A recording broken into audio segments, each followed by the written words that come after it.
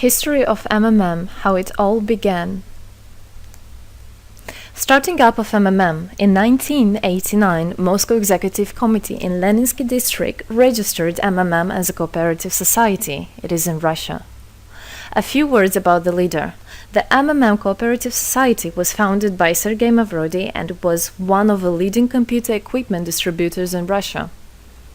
Sergei Mavrodi, having a degree in maths, worked as a programmer and took part in the development of the first operating systems. A few words about his decision to make his own company is the fact that having worked as a simple worker from 8 to 5, he understood that freedom is the most important for him, because that work of 8 to 5 is literally a slavery. At any point, at any time, the company can throw you out and you'll be left without nothing, although you could have worked in that company for years and years. So he realized it. This is why he decided to create his own child, and he knew whatever his efforts will be, it will come back to him in form of dividends and income. Free of charge travel campaign. In 1992, the brand became universally recognizable after Mavrodi offered several times to all the residents of Moscow a day of free of charge travel in metro, Moscow subway. Pretty smart. Birthday of MMM. On October 20, 1992, the joint stock company MMM was registered. In fact, it is a birthday of MMM in the traditional form in which people got used to consider it. The shares of MMM on sale. February 1st, 1994, the shares of MMM went on sale, and people immediately began to buy them. Moreover, the company willingly bought them back on a new, higher rate, which grew very fast at about 100% per month. The company's principle today is always more expensive than yesterday worked perfectly. Few words about that. Why did he do that? As you might know, in 1991, the Soviet Union fell. So if until at the time of the Soviet Union, everything that there was in the country, like properties, different companies, or whatever that was bringing some goods, was national. So any person of the country was entitled to have a share of that production, of that company. Everybody was equal. But when the Soviet Union fell, what it meant is that all the companies, all the properties had to be privatized. So you can imagine there is a company, a huge company. People worked there for years and years. And at one moment, there comes a person and says, all that is mine. Yes, this was the case. And obviously that information, that laws about the fact that it was possible to privatize was kept only for a small group of people for obvious reasons. So a simple worker who worked in that company for years and years or all his life didn't know he can actually come and say by law that that is his. So what genius idea Sergei Mavrodi had is to sell these shares to gather the money of the people, and with this money to buy those companies. So basically, if a person has an MMM share, he would have had an exact share from the company that Sergei Mavrodi bought. For example, a company from oil and gas or something else. Obviously, he knew perfectly which companies are worth it and which companies were not. There was quite a battle there. So as you can see, his idea was great, but let's see what happens. Government is trying to hinder MMM's activities. Surprise, surprise! Planned by the Russian government, MMM 94 was intentionally collapsed. It began when tax inspectors accompanied by OMON officers passed through the crowd of depositors and went inside the central office of the company to give a notice about the planned tax inspection. Right. So obviously, the small group of people that I was talking about is the government people, is the people that have connections and so on. And they wanted, obviously, all that money, all those properties to be kept in their hands. This is how the nowadays oligarchs were made. At that moment, they had nothing. In one day, they got loads of money. And now you can know them as very rich people who made their money on the back of a nation. So obviously they did something just to provoke some panic going through the crowd. Obviously, for any financial institution, a panic is really bad. As I remind you, at that time, MMM was selling shares, was a share stock company, let's say. Mavrody's arrest. Sergei Mavrody was arrested on tax evasion charge. Really lame excuse. It wasn't at all like that. What happened, even the person that was in charge with giving the arrest, he told him that there was no other option for them. They had to do something, even though it was illegal what they were doing, but they had to do it as they were afraid of him. Because, as he said, another 2-3 months and in whole Russia there would be no government, no banks, nobody, only Sergei Mavrody, that who holds the money nowadays. This is in charge. So he was arrested, and his arrest was broadcasted live on all TV channels, obviously to show off more, to show people how bad he is, and actually the government didn't do anything wrong. On the same day, there was a storm of the central office of MMM. The company was prescribed to recover 49.9 billion rubles to the budget. Huge money. The question about the money in MMM 94 is open, as no one still can give an answer where it is. The authorities simply turned a blind eye to it, although hundreds of eyewitnesses are ready to confirm, even under oath in court, that they saw 17 trucks take out cash through the back door. So unfortunately, at that time, there was no internet, no bitcoins, no other internet wallets, and all the money were obviously kept in cash in the MMM offices. And the government took advantage of it. They just came, took it out, and then they said nothing. Moreover, they didn't say where the money went. They even made the way to make people believe that Sergei Mavrody was the one who took all those 17 trucks of money and disappeared. But obviously it wasn't the case. It was a simply lame excuse. Demonstrations against state authorities. August 1994. Thousands of MMM depositors affected by the artificial collapse of the pyramid protested and demanded to set Mavrody free.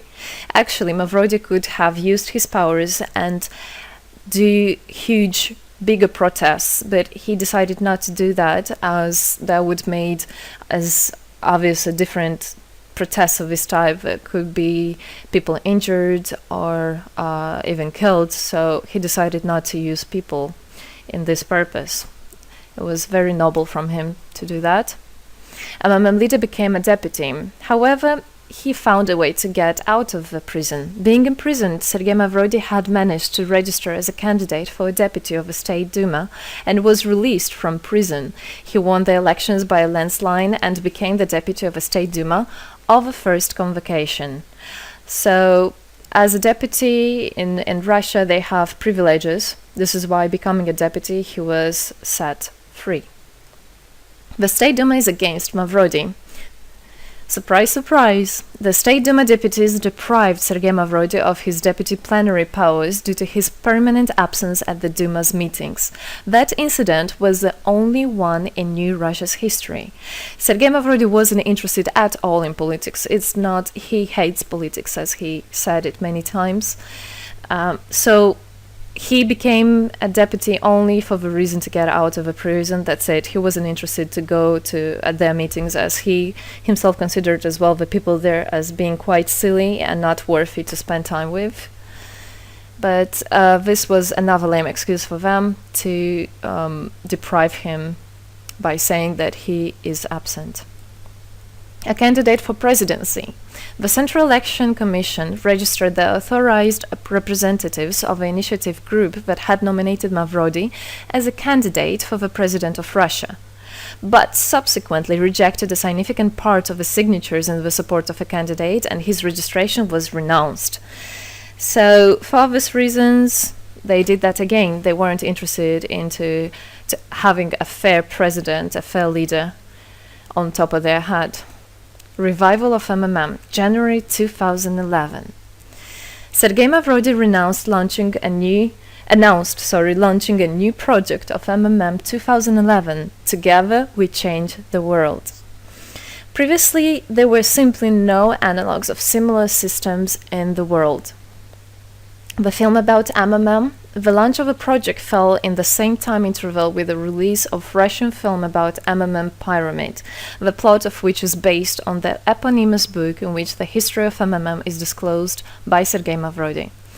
So he wrote a book, and there is a movie which I highly recommend you to watch. You can find it online on YouTube. MMM is building a new, fair financial order. June 2012, the activity of MMM made a lot of banks collapse and a huge outflow of funds from deposit accounts happened. The system numbered more than 35 million members at the time. For obvious reasons, the fight against the system started. It suffered the same fate as MMM 94, eventually collapsed. So what happened? A lot of banks, as I already said, had a huge outflow, and another minus of the system of that time was that it wasn't really quite a community, because the money was still kept by the managers in MMM. So it wasn't the same idea as it is now, comparing it now, where people exchange money between themselves. You don't need to put it in a central account. At that time, there were central accounts, and it was again used by the banks. They simply blocked those accounts that they identified as being of MMM and took all the money away, and that's it. There were no other discussion about that. Again, huge loss of money. People lost a lot of money. Sergei Mavrodi didn't get all of them. It was again the banks that took the advantage of it. MMM 2012 is just the beginning. I'll be back.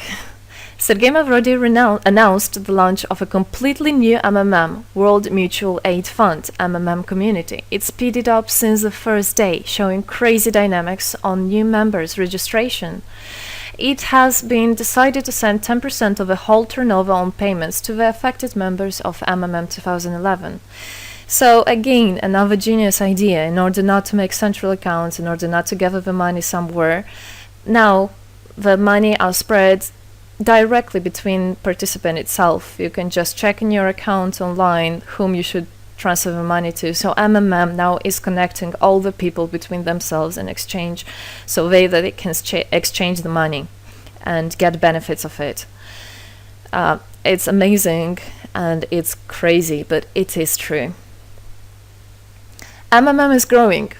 Some short facts. 2012, MMM started its development in India. It had great, huge developments. 2012-2013, following India, MMM Bangladesh was launched as well. 2013, MMM Indonesia was launched. 2014, MMM Hong Kong. And it's not the end. MMM Global, 2014. MMM Global started up in the spring 2014. It is a voluntary network, a community of millions and millions of people from more than 100 countries worldwide. So there is already MMM settled in Argentina, Brazil, Philippines, Hong Kong, and other. And all the rest of people in the world from all the countries of the world are able to participate as well. So they rebelled against the financial slavery and combined their money for this purpose. So how it is possible? MMM, the Republic of Bitcoin. Bitcoin is another genius idea to set the world free. For MMM Global participants' convenience, there were some trendy ideas on funds transfers implemented. From now on, all the countries where you can buy and sell Bitcoins can be registered in a branch of Free People of the Republic of Bitcoin. Thus, there is no barriers to develop MMM in small countries due to their restrictions on the international bank transfers. Banks. This is not something that we would want to use, as the banks can anytime put restriction on an account or even block an account and take all the money. Yes, the banks can do that. Read better your contract. So, Bitcoins is really genius idea to do that. Join MMM Global, join our community, set the world free. Don't hesitate, don't even think of going back, just go always forward. We are writing the history right here and right now. We are not going to be any more slaves working from 8 to 5, having pennies for that. We want to hold our own money and to get the benefits of it. I don't want a bank to use my money for their own purposes. I want us people, free people, to use our money, to exchange the money when it is needed, and to help each other. This is really a great idea. And join us, write the history here today with us, and together we will indeed change the world.